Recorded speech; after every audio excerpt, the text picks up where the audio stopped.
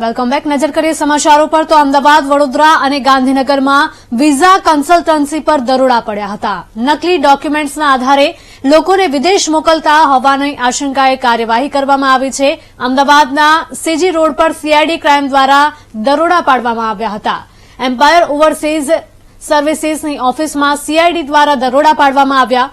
Aniket tower નામની બિલ્ડિંગમાં 101 નંબરની ઓફિસમાં આ કાર્યવાહી કરવામાં આવી. 17 ટીમ બનાવી સીઆઈડી ક્રાઇમ શાખાએ વિવિધ શહેરોમાં કાર્યવાહી કરી છે. દરોડામાં ગેરકાયદે વિઝા કાર્યવાહીને લઈને મહત્વના પુરાવો પણ મળી આવ્યા છે. વડોદરાની માઇગ્રેશન ઓવરસીઝ સેન્ટરમાં સીઆઈડી ક્રાઇમ દ્વારા દરોડા પાડવામાં આવ્યા હતા. થોડા દિવસો અગાઉ એરપોર્ટથી ઝડપાયેલી મહિલાના કનેક્શનને લઈને તપાસ કરવામાં આવી રહી છે. ગેરકાયદે વિદેશ જવામાં અનેક લોકોએ જીવ ગુમાવ્યાને લઈને આ કાર્યવાહી થઈ રહી છે.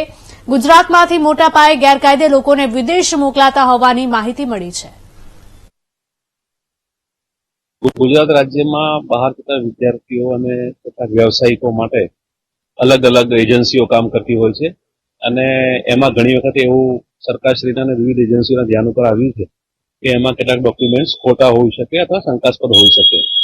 મહેરબાન એડીજીપી શ્રી ક્રાઇમ સાહેબને સીઆઈડી ક્રાઇમનાઓને એવી માહિતી મળેલી કે રાજ્યની કેટલીક સંસ્થાઓ આ પ્રવૃત્તિમાં જોડાયેલી છે, વ્યવસાયિક સંસ્થાઓ. તો આજે એમાં રાજ્યવ્યાપી રેડો કરવામાં આવેલી છે અને વડોદરા ખાતે 3 પીઆઈની ટીમે રેડ કરેલી છે અને 12 અધિકારી કર્મચારીનો સ્ટાફ હતો અને શંકાસ્પદ જે દસ્તાવેજો અમને મળ્યા છે એ અમે કબજે લીધા છે 12 કલાકના પંચનામાના અંતે અને એનો વિવિધ એંગલથી એની અમે સ્ટડી કરીશું અને ઇન્વેસ્ટિગેશન થશે અને આગળ એની તપાસ રહેશે.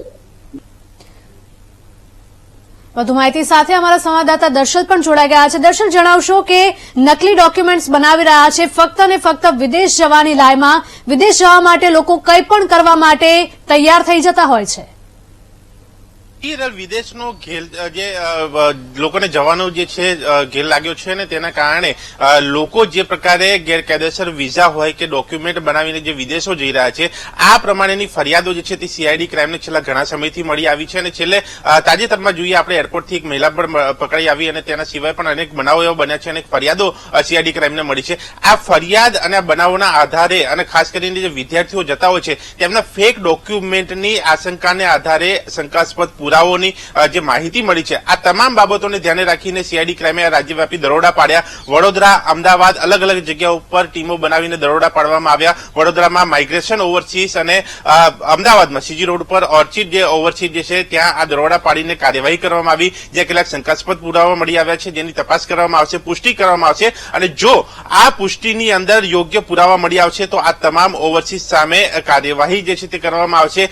ખાસ કરીને વિઝા કન્સલ્ટન્ટ જે છે તેના ઉપર જે શંકાઓ જે છે તેના આધારે આ તપાસ કરવામાં આવી રહી છે અને ખાસ કરીને જે વિદ્યાર્થીઓ છે કે જેઓ આ પ્રમાણે ફેક ડોક્યુમેન્ટ એટલે કે યુનિવર્સિટીના હોય કે પછી માર્કશીટો હોય તે ફેક ડોક્યુમેન્ટ બનાવતા હોય છે આ બાબત એક ધ્યાને આવીને ખાસ જે વેપારીઓ હોય કે અન્ય વ્યક્તિ હોય તેમના પણ એક શંકાસ્પદ પુરાવો મળી આવ્યા છે. આ બાબતે પણ ધ્યાને રાખીને આ કાર્યવાહી કરવામાં આવી છે અને આ તપાસ બાદ અનેક ખુલાસાઓ સામે આવી શકે છે અને સાથે સાથે અનેક ભેદો પણ ઉકલી શકે છે કારણ કે આખું આ રાજ્યવ્યાપી એક મોટું કૌભાંડ કહી શકાય છે કારણ કે છેલ્લા ઘણા સમયથી આ પ્રકારના કિસ્સાઓ સામે આવી રહ્યા છે જેને ડામવા તેટલા જરૂર છે કારણ કે આ પ્રકારે લોકો જયારે ગેરકાયદેસર રીતે આ દસ્તાવેજો ફેક ડોક્યુમેન્ટ મેળવીને જયારે વિદેશમાં જતા હોય છે ત્યારે કેટલાક લોકોના જીવ પણ જોખમમાં મુકાતા હોય છે. એટલે કે ખૂબ ગંભીર બાબત કહી શકાય છે અને આ બાબતને ધ્યાને રાખીને ફરિયાદોને ધ્યાને રાખીને સીઆઈડી ક્રાઇમે લોકલ પોલીસને સાથે રાખીને કાર્યવાહી કરી છે અને હજુ પણ આ કાર્યવાહી ચાલુ છે. માહિતીઓ મેળવાઈ રહી છે અને સાથે સર્ચ ઓપરેશન પણ કરવામાં આવ્યું છે અને ફેક ડોક્યુમેન્ટના ચકાસણી પણ અહીંયા કરવામાં આવી છે જેથી કરીને કડક કાર્યવાહી કરીને આવા લેભાગુ તત્વો હોય અથવા તો ગેરકાયદેસર જે ડોક્યુમેન્ટ ઉભા કરીને લોકોને વિદેશ મોકલી રહ્યા છે, નાણાં કમાઈ રહ્યા છે તેની ઉપર કાર્યવાહી કરીને તેઓ ઉપર અંકુશ લાવી શકાય. હિરલ. જી બિલકુલ દર્શલ, તમામ માહિતી બદલ આપનો આભાર.